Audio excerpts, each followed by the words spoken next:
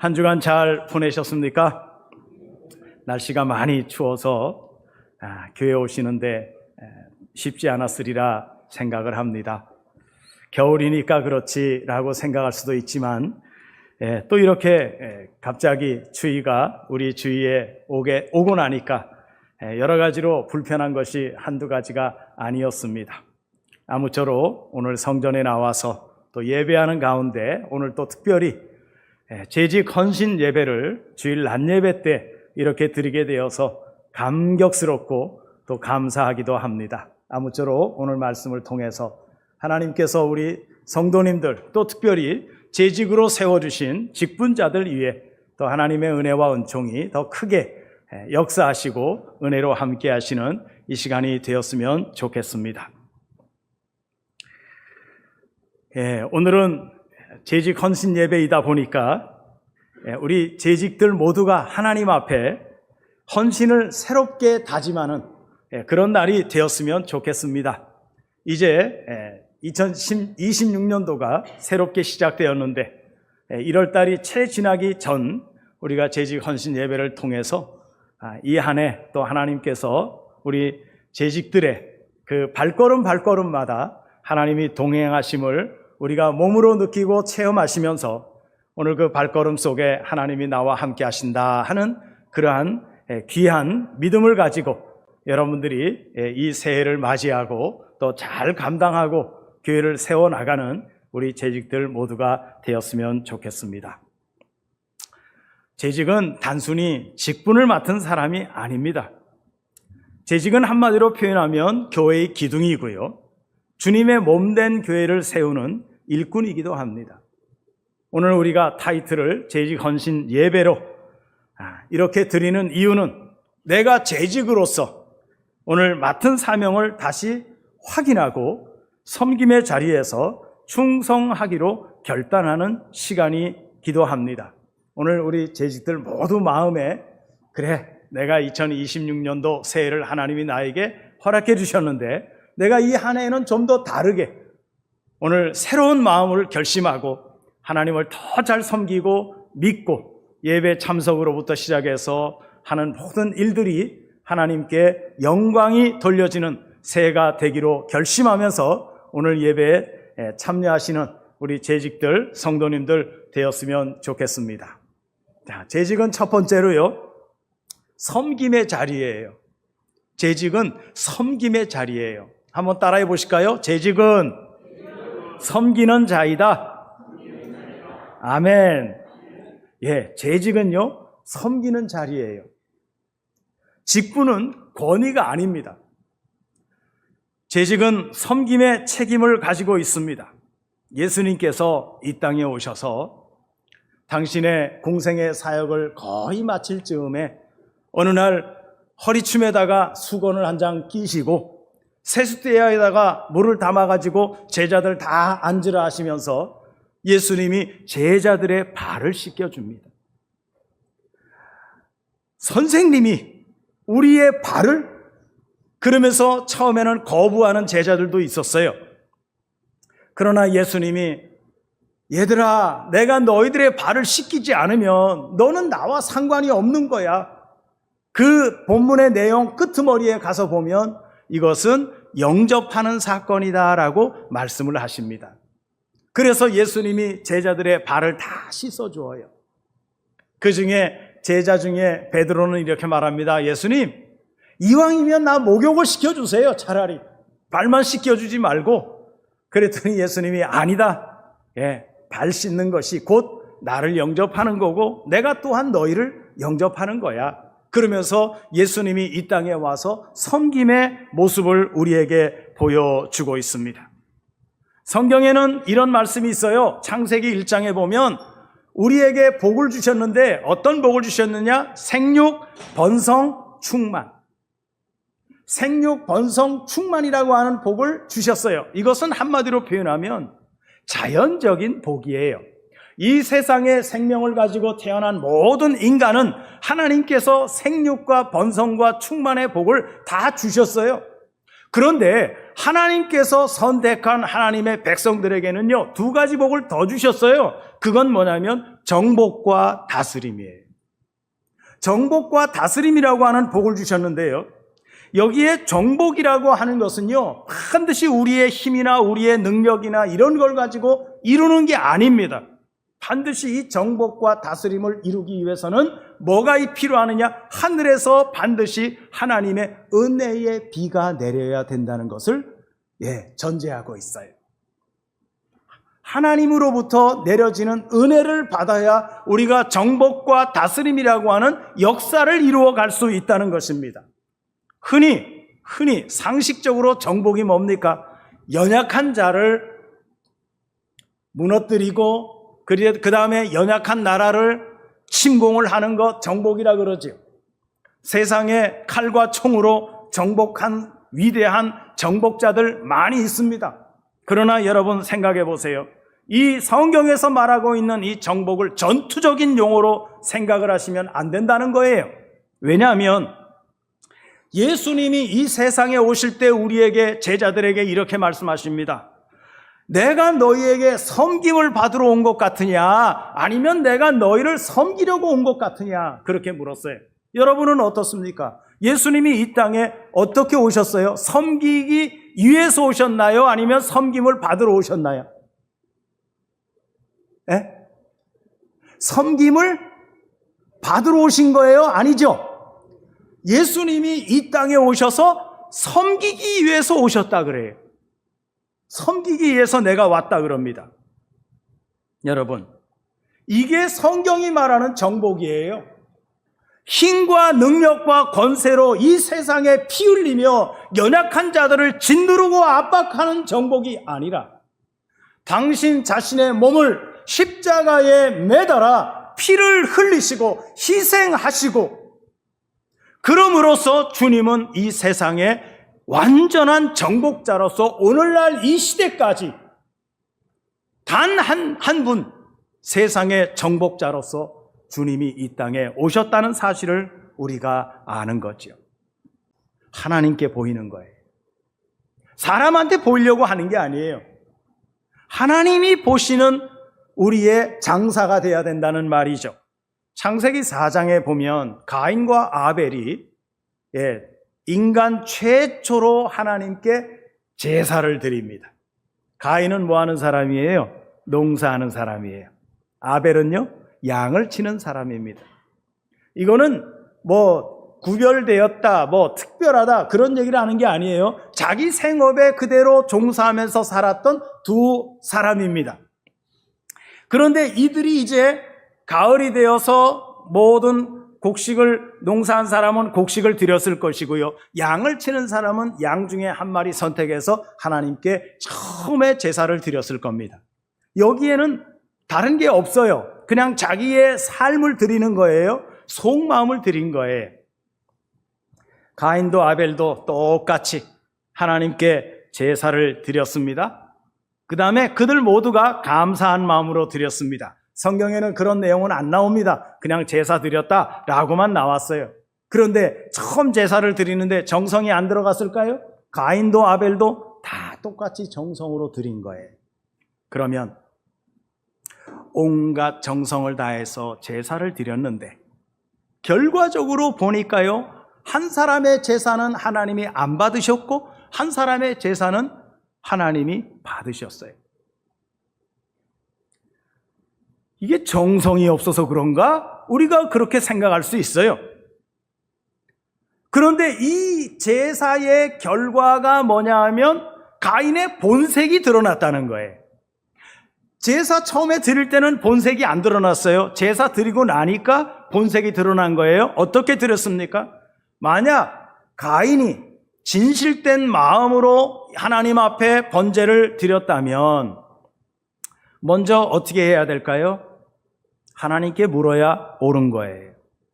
하나님, 제가 정성 다해서 하나님께 제사를 드렸는데 하나님 왜 안 받으셨습니까? 이렇게 물어야 되는 거 아니에요? 그러면 하나님이 알려주시지 않았을까요? 그런데 가인이요, 제사 드리고 났는데 보니까 자기 제사는 하나님이 안 받으시고 동생의 제사만 하나님이 받으셨다는 거예요. 그런데 이 화살이 하나님께 향해서 하나님께 물었어야 옳은데 그걸 묻지 않고 어떻게 했어요? 저 동생 것만 받았네. 저 동생이 가인에게 있어서 화의 대상이 된 거예요. 그래서 어느 날 가만히 보니까 들에 동생이 혼자서 있는 것을 보고 동생을 가가지고 돌로 때려서 죽여버려요. 제사의 결과가요, 살인으로 나타났어요. 여러분, 뭐가 잘못된 겁니까? 우리의 잘못됨이 있다면 당사자에게 가서, 하나님께 가서, 하나님, 제가 이렇게 했는데 제가 어떻게 해야 하나님이 받으시는 제사를 올릴 수 있을까요? 이렇게 물어야 옳은데도 불구하고 그것을 오히려 제사 잘 드린 동생을 향해서 화를 거기에다가 푼다는 거, 여러분, 그건 말이 안 되는 겁니다. 결국 가인의 제사 행위는요, 성경에 따르면 하나님의 뜻 안에서 행한 제사가 아니라 결과적으로 보면 자기의 생각과 자기의 뜻 안에서 드린 제사라고 하는 것을 동생을 죽임으로 결과가 그렇게 나타난 것으로 우리가 볼 수 있게 되는 것입니다. 여러분, 우리의 삶에서 이러한 일들 있을 수 있어요. 그러나 우리가 항상 생각하고 깊이 묵상해야 될 것은 뭐냐면 잘못을 내 자신으로부터 발견해야 되고 그 상대에게 그거를 물어야 옳은 거예요. 그런데 그것을 상대방은 됐는데 나는 안 됐어. 상대방을 미워하면 그게 뭡니까? 그건 잘못된 거예요. 그건 자기 생각으로 행한 거예요. 믿음으로 행한다는 것은 그런 의미가 있다고 생각할 수 있습니다. 하나님은 우리의 태도와 우리의 마음가짐을 중요하게 여기고 보시고 계십니다. 부족한 것이 있었어도 우리 마음의 태도가 하나님 중심에서 이루어진 것이라면 된 거예요. 하나님이 뭐라고 말씀하셔도 알겠습니다. 하나님, 내가 하나님 중심으로 내 삶을 드렸는데 하나님께서 내 삶을 이렇게 받아주시지 않으니 내가 어떻게 하면 좋습니까? 내가 어떻게 하면 바르게 하나님의 말씀에 하나님의 뜻에 맞는 삶을 살아드릴 수 있습니까? 여러분, 이렇게 기도하는 게 옳은 거지 상대방에게 가서 그것을 화살을 그쪽으로 돌려서 상대방을 모함하고 어렵게 만드는 것은 옳지 않다 하는 얘기예요. 하나님이 그런 거를 기뻐하지 않는다는 말입니다. 오늘 하나님은 또 우리 재직들은 하나님께 드릴 수 있는 마음의 중심이 흔들리지 않고 하나님께서 받으심직한 그런 은혜의 삶을 살아갈 수 있는 우리 재직들이 되었으면 좋겠습니다. 세 번째는요, 재직은 상급의 자리라 그래요. 역대하 15장 7절에 보면 그런즉 너희는 강하게 하라, 너희의 손이 약하지 않게 하라, 너희 행위에는 상급이 있다라고 말씀하셨어요.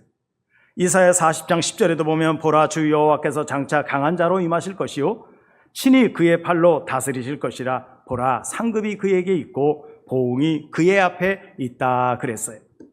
본문에 나오는 상급이라고 하는 것은요, 신실한 하나님의 백성들에게 주어지는 하나님의 상급 개념은 바로 이것은 일찍이 누구한테 하나님이 주셨냐면 아브라함에게 주셨어요. 창세기 15장 1절에 보면 하나님이 아브라함을 불러냅니다. 환상 중에 아브라함에게 임하여 말씀하십니다. 아브라함아, 두려워하지 말라. 나는 내 방패요 너의 지극히 큰 상급이다 라고 말씀하셨기 때문입니다. 아브라함은 이미 하나님께서 그를 택해서 불러서 갈대아 우르에서 불러서 가나안 땅에, 그리고 여러 가지 땅을 밟도록 하나님이 하시면서 아브라함에게 하나님은 뭐라고 말씀하십니까? 내 자신이 너의 상급이다 라고 말씀하고 있습니다. 여러분, 이 세상에 믿는 자에게 가장 큰 상급이 뭔 줄 아세요? 하나님 자신이, 예수 그리스도가 나의 상급이 되는 게 가장 큰 상급인 줄로 믿습니다. 이 땅에 살면서 여러 가지 많은 선한 일을 행한 사람들, 믿음의 삶을 살았던 사람들, 생명의 면류관, 영광의 면류관, 무슨 면류관 쓴다 그러죠? 여러분들 면류관 다 쓰셨습니까? 어떤 면류관 쓰셨습니까? 예수 그리스도 그분이 여러분들의 면류관이심을 명심하시기를 바랍니다. 우리는 그분의 면류관을 받아서 사는 사람들이에요. 거기에 생명의 면류관이고요. 거기에 능력의 면류관이고요. 거기에 권세의 면류관이에요. 예수 그리스도가 나의 면류관이에요.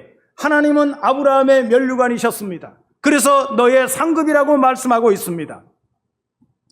문맥으로 보면은요, 상급이라는 것은 하나님으로부터 받을 만한 가치가 있어서 주어지는 것이라기보다는 하나님이 택하신 인간의 언약 당사자를 향한 하나님의 은혜의 표현이에요. 우리가 예수를 잘 믿고 그 다음에 믿는 믿음을 가지고 성도를 섬기고 교회를 섬기고 이런 것들을 잘 하면요, 그게 하나님의 은혜로 나에게 주어지는 상급으로 주어진다고 말씀하시는 것입니다. 그래서 상급은 신실하다라고 하는 동기도 함께 갖고 있는 거예요. 하나님의 상급은 구약에서 여러 번 언급되고 있습니다. 그 중에 대표적인 사람이 룻이에요. 룻은 모압 여인이에요. 이방 여인이에요.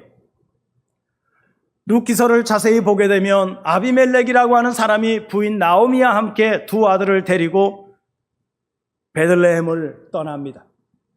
이 베들레헴이라고 하는 우리 단어의 베들레헴은 히브리어로 말하면 베이트레헴이라고 하는 뜻이에요. 베이트는 집이고요. 레헴은 빵, 떡 그런 뜻이에요. 베들레헴은 한마디로 말하면 빵집이에요. 빵집. 그 베들레헴 빵집이라는 의미는요, 하나님이 계시는 곳이고요, 하나님의 말씀이 있는 곳이 베들레헴입니다. 그런데 베들레헴에 기근이 들었어요. 기근이 드니까 살아야 되는데 기근이 드니까 살 방법이 없는 거예요. 이 아비멜렉이라고 하는 사람이 부인과 두 아들을 데리고요, 모압 지방으로 넘어갑니다. 기근을 피해서 가는 거예요. 여러분, 베들레헴이 하나님 계신 곳이라 그랬죠? 베들레헴을 떠났다는 얘기는 하나님을 등졌다는 얘기예요. 우리 믿는 성도들이요, 힘들고 어려워서 낙심하고 실패해서 하나님을 등지면 절대 안 된다는 것을 상징적으로 보여주는 말씀이기도 합니다. 힘들어도요, 베들레헴에 거해야 되는 게 성도예요. 힘들어도 여러분, 교회를 지키고 가정을 지키고 사업장을 지키는 거, 이게 우리가 해야 할 일이에요. 그런데 이 아비멜렉이라고 하는 사람은요, 떠났어요. 하나님을 등졌어요. 하나님을 등지면은요, 인간이 맞닥뜨리는 부분이 어디냐? 공허와 허황이에요. 하나님의 백성이었던 아담과 하와가 떠나서 어디로 갑니까? 노 땅으로 가지요. 노 땅이라는 의미가 뭐예요? 공허예요. 아무것도 없는 거예요. 하나님을 떠나면 하나님의 백성은요, 아무것도 얻는 게 없어요. 그래, 거기 가가지고 결과적으로는 어떻게 됩니까? 나오미 한 사람만 남고요, 남편 죽고요, 두 아들 다 죽어요. 이 아들들이 다 죽기 전에 결혼을 시킵니다. 어떤 여자들이에요? 이방 여자예요. 그 중에 하나가 룻이고요, 그 중에 하나가 오르바예요. 오르바가 큰 며느리고 작은 며느리가 룻입니다. 그런데 이들의 이름을 보게 되면은요, 오르바는요, 등, 뒷목 이런 의미거든요. 그러니까 결과적으로는 오르바는 자기 고국으로 다시 돌아갔고요, 룻이라고 하는 여자만 그 시어머니 연약하기 이를 데 없는 힘없는 시어머니를 모시고요, 다시 베들레헴으로 돌아옵니다. 돌아오는 이유는 기근이 끝났다라고 하는 소식을 들었기 때문이에요. 그래서 시어머니를 모시고 돌아옵니다. 여러분, 여기 제가 나중에 읽어드리겠지만 룻기서 2장에 보면은요, 이 보아스라고 하는 사람이 룻에 대해서 이렇게 칭송을 하는 겁니다. 뭐라고 칭송하느냐? 내 남편이 죽은 후로 내가 시어머니에게 행한 모든 것과 내 부모와 고국 모압을 떠나 전에 알지 못하던 백성에게로 온 일이 내게 분명히 알려졌다라고 하는 칭송을 합니다.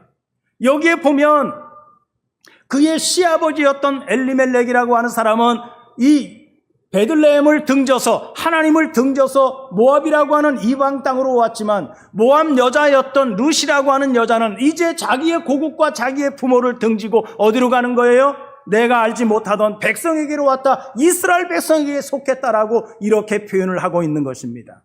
이게 다른 점이에요. 하나님의 백성이 하나님을 등지고 떠나면 죽음밖에 없다는 것이에요.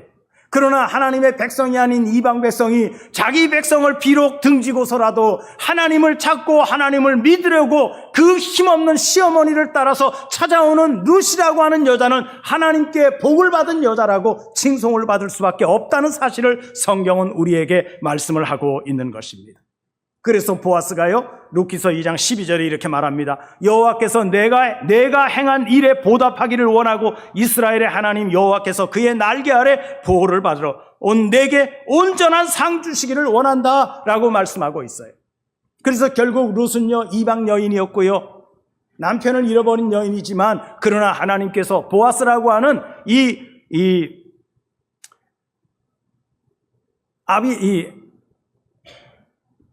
엘리멜렉의 친족 중에서 부자였거든요. 그러다 보니까 이 부자였던 보아스를 만남으로 인해 가지고 결과적으로는 보아스와 결혼을 하게 되고요. 그래서 결국은 이 다윗의 할아버지인 오벳을 낳게 됩니다.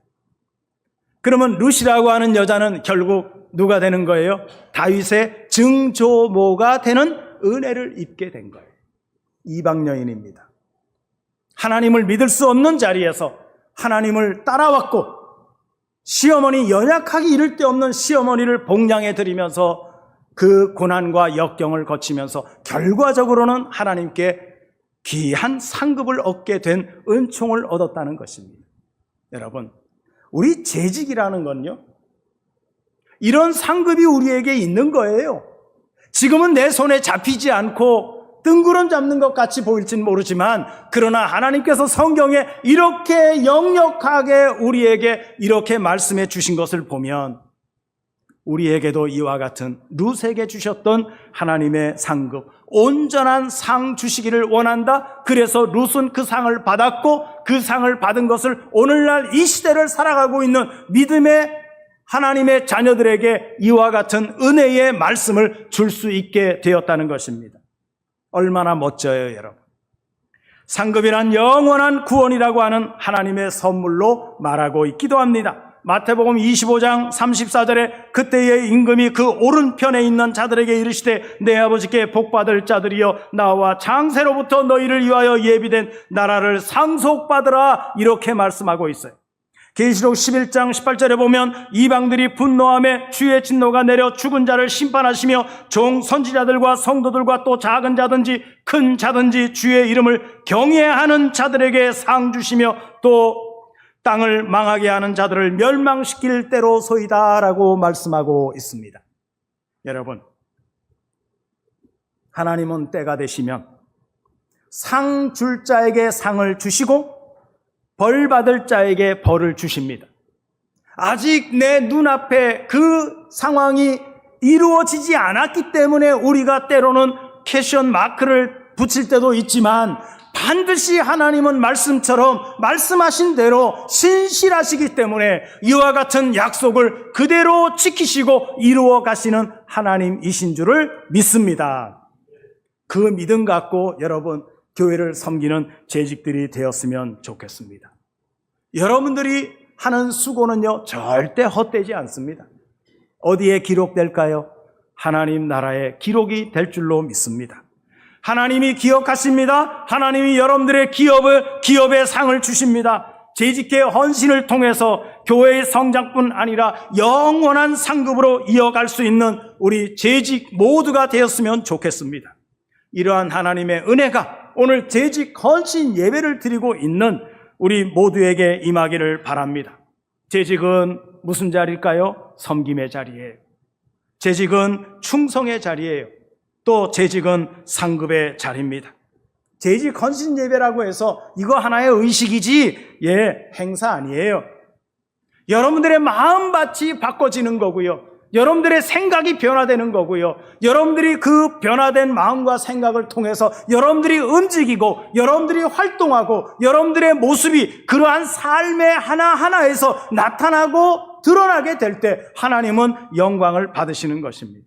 우리는 다시금 성김과 충성의 자리로 부르심을 받았다는 것을 여러분 스스로 고백하시기를 바랍니다. 한번 따라해 보실까요? 재직은 섬기는 자이다. 충성하는 자이다. 상급을 받는 자이다. 아멘. 하나님께서 준비한 상급이 너무 많습니다. 여러분, 준비된 상급 여러분들 것으로 다 만들어서 오늘 이 안에 또 신설동 교회가 세워져 가고 기둥처럼 여러분들을 하나님이 붙들어 가실 때 거기에 충성하고 또 다짐하고 섬기고 상급받고자 하는 그러한 열망을 가지고 하나님께 더 교회를 든든히 세워나가는, 그리고 하나님은 그러한 재직들을 통해서 영광 받으시기를 주의 이름으로 축복해 드립니다.